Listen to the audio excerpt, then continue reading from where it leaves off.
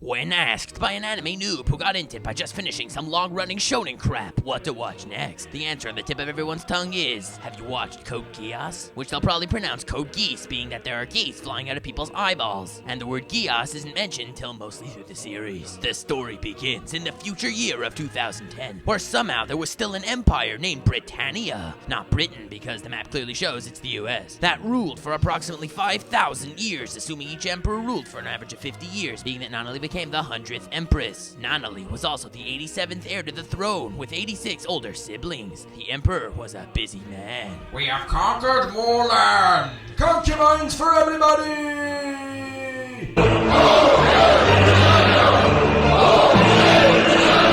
The Empire uses their superior 2010 technology to create mechs called nightmares, weapons that shouldn't logically be useful but totally outclass the rest of the world, resulting in victory. Meet Charles C. Britannia, the Emperor, and clearly a hit with the ladies, who wiped out countries and millions of lives as a decoy because of his master plan, which had to do with God, who was apparently the planet Jupiter, and the Ragnarok connection to mix in a different nation's theology, which to be honest is more BS villain goal than Eisen's. I planned your life out, pitting each opponent against you, so you could be equal to me when we battle, to show my power. Impossible. Follow the life of the ultimate anti-hero protagonist Lelouch, if you're watching the dub, or Lelouch, if you watch the sub, as this exiled prince rebels against the Empire, taking revenge against his daddy for killing his mommy, which he didn't really do to someone who isn't really dead. But instead of the king telling him, he decided to ruin his son's life, bring about his own downfall, and master the art of not giving a shit. Many have died and more will follow, but I don't give a shit! Concubines for everybody!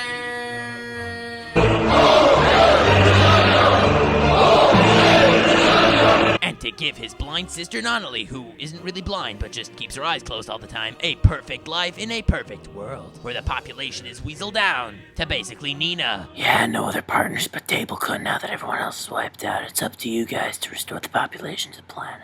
Even though Nanali just wants her own Nietzsche. In this dystopian mech fantasy, you can trust the fight scenes to keep you on the edge of your seat, as every battle results in Suzaku squaring off against Kalin, whether on a cliff, in the air, or in the nude, with the camera always angling on the right place at the right time. This fight is so awesome! One fateful day, our protagonist accidentally stowed away in a terrorist truck and managed to bump into an immortal girl with green hair, giving him 3 powers: to control whomever he looks at. Oh yeah. To create boundless controversy at the end if he got her code or not, spoilers. And the power to get an extra knuckle or 2 on each finger.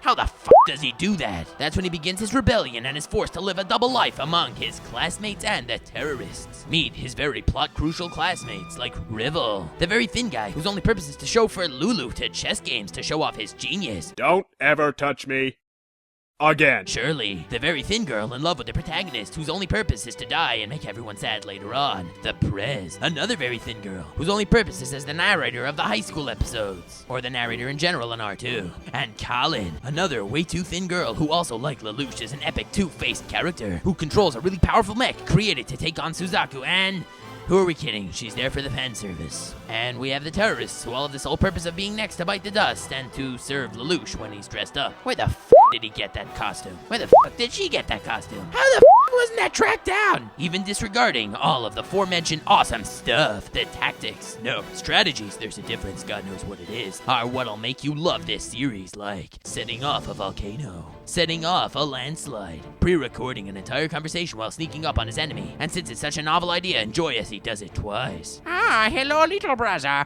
How can I help you this fine day? I resent that, and revenge will be mine. What are you talking about? I knew that you were going to say that, but I disagree with fervor. Controlling enemies with his magic power. Miley Cyrus's Wrecking Ball song is now stuck in your head.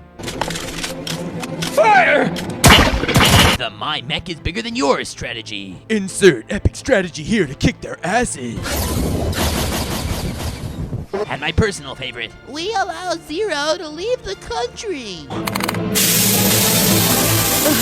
1,000,000 times 0 is still 0. We were totally outsmarted. And you can count on this series that it'll have absolutely no convenient, unbelievable, or coincidental writing that will take place whatsoever.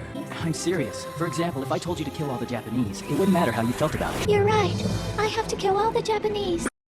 Oh, Starring Simone, Kamina, Liron, Ross Yu, Viral, Yoko Littman, The Black Siblings, Spiral Energy, Anti-Spirals, Nia, Lord Genome, a bigger mech, an even bigger mech, an even bigger mech than that, Annoying Orange, Smeagol, Retard, Hitler, Johan, the average heir in Game of Thrones, Code Geass.